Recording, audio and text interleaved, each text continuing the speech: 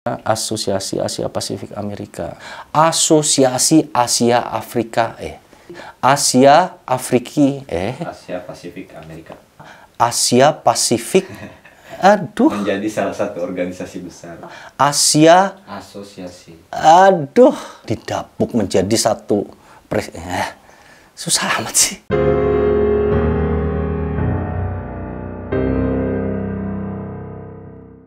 Hello guys, welcome to my channel. Gimana kabar kalian semua? Sehat? Sip, mantap.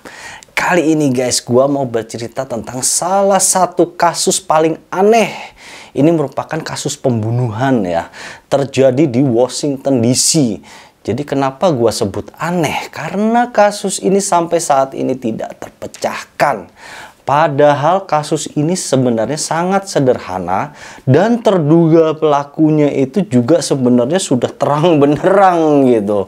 Tapi kenapa polisi tidak bisa menentukan siapa pelakunya? Mari kita bahas bersama ya kasus ini seperti apa. Kasus ini terjadi pada tahun 2006 di Washington DC. Menimpa salah seorang profesional muda yang sangat sukses bernama Robert Eric Wong. Pada kala itu si Robert ini berusia 32 tahun. Dia mempunyai karir yang sangat cemerlang di masa mudanya. Sudah punya rumah yang sangat indah di Oakton, Virginia. Kemudian dia mempunyai seorang istri yang sangat cantik bernama Catherine. Robert ini juga sebagai seorang pengacara yang sangat disegani di Washington DC. Padahal usianya masih muda guys ya. Jadi dia adalah lulusan universitas terkemuka di Virginia. Bahkan di usianya yang masih sangat muda itu, Robert ini sudah didapuk menjadi presiden di Asosiasi Asia Pasifik Amerika. Karir dari Robert Wong ini berjalan dengan mulus, sangat indah. Kehidupan rumah tangganya juga sangat harmonis. Sampai pada tanggal 2 Agustus tahun 2006. Terjadilah satu peristiwa yang akan menjadi misteri aneh selamanya. Bukan hanya kepada Robert, tapi kepada seluruh jajaran kepolisian dan FBI Washington DC. Ceritanya pada tanggal 2 Agustus tahun 2006, Eric ini bekerja sebagai penasehat umum di radio Free Asia. Tugas tersebut mengharuskannya untuk bekerja di Washington DC. Sedangkan rumah dari Robert Wong ini berada di Virginia. Makanya kalau dia itu harus bolak-balik Washington, Virginia, itu akan cukup menyita energinya. Bahkan dia akan merasa sangat kecapean dan kemudian tidak fokus kepada pekerjaannya. Hingga akhirnya Eric Robert Wong ini memutuskan untuk menginap di temannya yang berada di Washington DC. Kemudian Robert Wong ini menghubungi temannya yang berada di Washington DC. Temannya ini bernama Joseph Price. Jadi Joseph Price ini juga seorang pengacara yang berada di Washington DC. Dia juga merupakan teman semasa kuliah dari si Robert. Setelah mengoling si Joseph Price, Robert akhirnya mendapatkan izin untuk menginap di rumah Joseph Price. Jadi si Joseph ini adalah seorang pengacara yang memfokuskan pembelaan hukum terhadap hak-hak kaum gay di Amerika. Terutama khususnya di Washington DC. Kemudian pada saat itu kan Robert Wong ini mengunjungi rumah si Joseph Price untuk rencana menginapnya kan. Nah, begitu sampai di rumah si Joseph Price ini, ternyata di situ sudah ada dua teman dari Joseph Price di apartemen Joseph Price. Jadi memang si Joseph Price ini juga seorang gay. Makanya dia sangat loyal, sangat getol memperjuangkan hak-hak kaum gay di Amerika.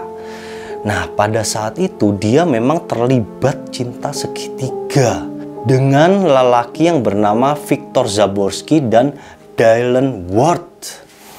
Jadi kedua pria ini ya, si Victor sama si Dylan, itu memang sudah menginap di rumah si Joseph ini beberapa hari sebelumnya. Cuman memang pada saat itu si Robert ini memang mengetahui, tapi dia bisa menerima dan memaklumi hal tersebut. Hingga hal itu tidak mengganggunya sama sekali. Dia menganggap gua hanya menginap sementara ini gitu kan.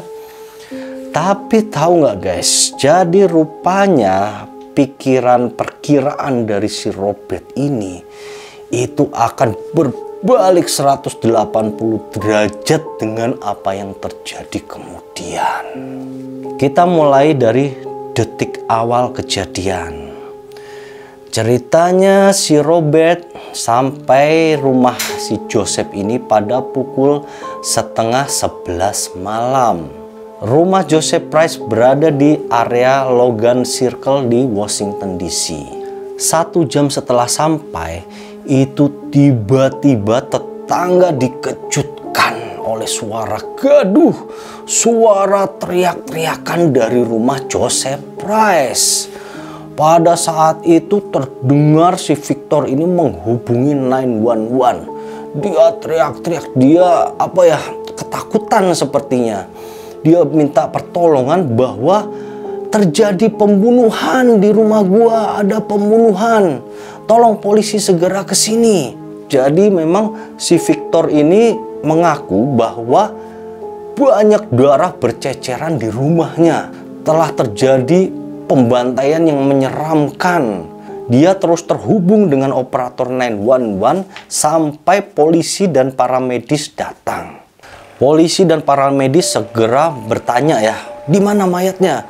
Kemudian Victor ini menunjukkan bahwa mayat dari si Robert Wong ini berada di lantai 2. Mereka pun langsung bergegas menuju lantai 2 dan menemukan keadaan Robert Wong yang sudah meninggal dunia.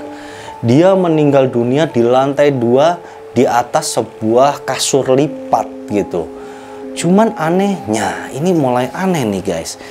Si Robert Wong ini keadaan meninggalnya tidak sesuai dengan laporan dari Victor. Victor mengatakan bahwa banyak darah berceceran di mana-mana dan sangat menyeramkan. Tetapi keadaan Robert pada saat ditemukan itu rapi. Jadi maksudnya di situ ada selimut, ada spray, itu semua dalam keadaan terlipat rapi. Kemudian si Robert Wong ini juga di bawahnya ada bantal di bawah kepalanya gitu ya. Jadi seperti tidur. Jadi pada dugaan awal itu seolah-olah seperti kematian Robert Wong ini dia itu tidak melawan gitu loh. Dan anehnya lagi, tubuh Robert yang tertikam ini dia kan tertikam 3 kali di dada sama di perut. Itu darahnya bersih. Aneh kan? Jadi kalau ditikam itu pasti darahnya banyak gitu ya. Kalau ini bersih banget, jadi seolah-olah setelah dia ditikam itu tubuhnya dibersihin, dicuci, dimandiin apa gimana gitu loh. Kemudian polisi segera menginvestigasi lokasi kamar untuk lebih detail. Mereka menemukan barang-barang dari Robert Wong seperti ponsel, jam tangan, dompet, terus ada kotak masker muka gitu kan. Sampai polisi menemukan di sebelah tempat tidur dari Robert Wong ini ada sebilah pisau yang berlumur darah. Dan ada juga sebuah selimut yang sudah bolong-bolong di situ. Kemudian polisi segera menanyai ketiga orang ini si Robert, si Victor, sama si Dylan. Mereka ditanyai dengan posisi yang terpisah gitu. Memang masih dalam satu rumah tapi nanyainnya beda-beda tempat gitu ya. Pada saat itu Joseph mengaku bahwa pada saat kejadian dia mendengar suara gaduh dari kamar Robert Wong. Dia mendengar teriakan-teriakan. Kemudian dia mengaku bahwa langsung dia lari menuju kamar si Robert Wong. Begitu dia mendobrak kamar si Robert Wong, dia menemukan si Robert ini sudah tergeletak dan meninggal dunia. Tapi kalau di-crosskan disilangkan dengan yang ditemukan kepolisian di TKP gitu, Itu tidak mungkin. Karena apa?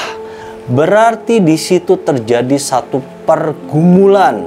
Di situ terjadi satu perlawanan dari Robert terhadap si pembunuh atau si penyusup ini. Dan otomatis kamarnya paling enggak itu tempat tidurnya pasti berantakan dong.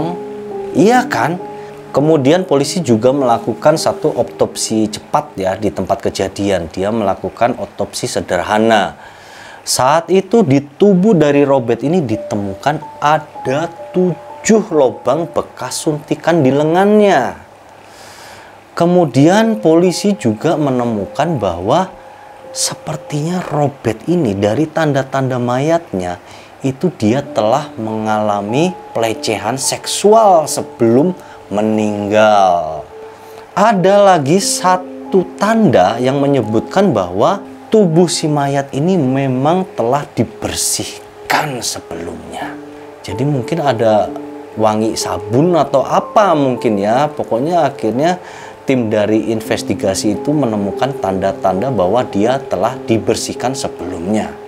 Kemudian polisi pada saat itu langsung menginterogasi si Victor dan Dylan. Dia kan menginterogasinya beda tempat dengan si Joseph. Mereka mengaku bahwa si Robert ini telah diserang oleh penyusup di teras rumah. Jadi otomatis di lantai 1 dong ya. Nah, setelah diserang oleh penyusup, si Robert pun akhirnya meninggal di tempat, di teras. Kemudian mereka mengaku bahwa merekalah yang kemudian membawa jasad dari Robert ini ke tempat tidurnya di lantai 2. Beda banget ini pengakuan si Joseph sama 2 orang ini ya. Mereka juga menambahkan lagi bahwa pada saat mendengar teriakan dari Robert ini di teras, si Dylan dan Victor ini mengaku mereka sedang tidur. Saat itu polisi langsung mencium hal yang tidak masuk akal telah terjadi di peristiwa ini. Karena hasil dari interogasi mereka bertiga ini yang sama sekali tidak cocok. Pada saat si Victor ini menelpon 911, itu nadanya terdengar sangat panik. Wah, teriak-teriak gitu kan, sampai ramai, sampai ke tetangga denger gitu. Tapi pada saat diinterogasi, kenapa mereka berlaku atau bertindak itu sangat tenang. Bahkan kadang mereka senyum-senyum gak jelas gitu loh. Sangat gak masuk akal untuk ukuran seseorang yang baru saja dibunuh di rumah mereka. Untuk ukuran seseorang yang baru kehilangan teman dekatnya. Akhirnya polisi langsung menggelandang mereka bertiga ke kantor polisi dan menetapkan mereka bertiga sebagai tersangka sementara. Polisi dan pihak penyelidikan pun langsung melakukan olah TKP atau investigasi tempat kejadian secara lebih lengkap dan detail. Dan dilakukan juga otopsi yang lebih fokus gitu ya, lebih teliti kepada jasad dari si Robert Won. Kemudian ditemukanlah beberapa fakta-fakta yang mengejutkan dan aneh. Keanehan pertama, itu ditemukannya peralatan seksual di rumah tersebut. Jadi itu semacam peralatan untuk melakukan sadomasochim ya. Sadomasochim itu semacam kegiatan seksual yang dalam kegiatan tersebut itu ada yang melukai atau menyakiti dan ada yang disakiti. Jadi semacam apa ya, wah kayak gitu-gitu, terus topeng segala macem gitu loh. Polisi belum dapat menyimpulkan apakah alat ini termasuk digunakan kepada sang korban, kepada si Robert Won. Apakah mereka telah melakukan kegiatan seks bersama-sama berempat gitu loh. Kemudian keanehan kedua, di mesin cuci ada tanda-tanda seseorang telah mencuci baju Robert yang berlumuran darah. Siapa yang melakukannya? Kan kalau memang menurut pengakuan dari orang-orang itu ya, bahwa kejadiannya dibunuh gitu terus pembunuhnya kabur, gak mungkin pembunuh tersebut mencuci dulu baru kabur gitu. Kemudian yang keanehan ketiga adalah tentang 7 lubang bekas suntikan yang berada di lengan Robert. Polisi memang belum dapat menyimpulkan jenis obat apa yang digunakan untuk menyuntik Robert, tapi mereka menduga itu adalah semacam obat bius, karena ini bisa disambungkan ya dengan keadaan jasad dari Robert Won yang seperti tidak melawan sama sekali pada saat pembunuhan. Jadi bisa jadi Robert Won ini dalam keadaan fly ya, atau dalam keadaan terbius berat gitu hingga setengah tidak sadarkan diri pada saat dia ditusuk. Itu adalah dugaan yang sangat masuk akal menurut gue. Petugas juga menemukan bahwa Robert ini seperti disekap gitu, karena di lengan-lengannya itu ditemukan bekas dari peralatan sadomasochim tadi gitu. Kemudian sampai ke tahap persidangan.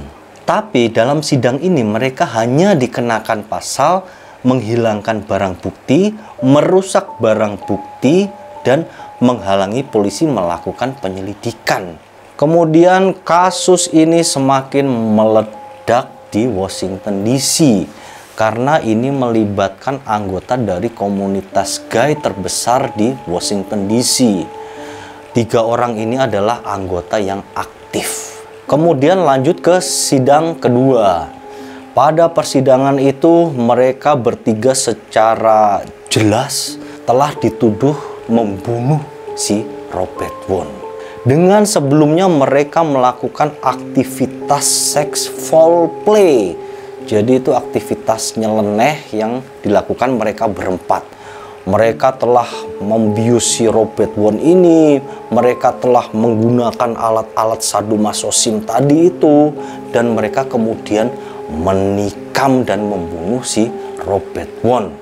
Tapi semua tuduhan dari jaksa penuntut umum ini ditolak oleh mereka bertiga, hingga akhirnya persidangan pun semakin panjang dan tidak menemukan titik terang sama sekali. Ini udah jelas banget siapa pelakunya. Kalau gue udah jelas sih, udah pasti mereka gitu loh. Mau dibilang suujon kayak, pokoknya pasti mereka lah menurut gue. Akhirnya keputusan dari pengadilan datang yang menentukan nasib dari ketiga terdakwa ini. Keputusannya adalah mereka bertiga tidak dinyatakan bersalah atas pembunuhan Robert Won, atas penghilangan ataupun pengerusakan barang bukti, dan atas penghalangan penyelidikan pihak kepolisian. Ketiga orang ini bebas sama sekali tanpa tuduhan bersalah. Mereka bebas aja, udah bebas. Hingga sang hakim pun sendiri pada saat itu mengatakan bahwa dia telah menyesal karena memimpin persidangan ini. Karena dia yakin seyakin-yakinnya bahwa ketiga orang ini terlibat dengan penghilangan nyawa atas Robert Won. Gimana menurut kalian guys keputusan pengadilan ini? Gila nggak? Hingga akibat dari keputusan pengadilan tersebut, kasus ini akhirnya dinobatkan sebagai salah satu kasus paling aneh yang terjadi dalam sejarah kota Washington DC. Hingga sampai saat ini, sampai detik ini, kasus tersebut tidak pernah ditutup. Polisi terus mencari apabila ada informasi baru mengenai kasus tersebut. Tapi sampai saat ini tidak ada tambahan informasi sedikit pun tentang kematian Robert Won ini. Jadi kalau menurut gue guys, ini kasus sudah terang benderang siapa pelakunya. Dan para orang-orang saksi ini ya, 3 orang ini, itu dari kesaksiannya aja udah ngaco, udah nggak sama. Dan bukti-bukti dan latar belakang mereka itu sebagai apa gitu ya, serta bukti di lapangan ada alat-alat dari kegiatan seksual itu sudah sangat menjurus gitu ya, udah sangat pada jalurnya gitu loh untuk menjatuhkan mereka ini sebagai para terdakwa gitu. Tapi kok bisa lolos dengan mudahnya, dan lolosnya itu tanpa kesalahan sedikit pun gitu. Bebas saja. Jadi ini seperti ya hakim disogok gitu ya. Cuman pada kasus ini kan nggak mungkin, karena si hakim mengakui sendiri dia sangat menyesal menangani kasus tersebut gitu. Jadi ini memang keberuntungan yang luar biasa kalau gua bilang menghinggapi 3 terdakwa ini gitu. Kesel gua nih, sumpah ini, aduh nggak adil banget. Nah, mungkin segitu dululah kisah untuk hari ini. Semoga dapat mengisi hari kalian saja. Terima kasih perhatian kalian. Thank you and see you.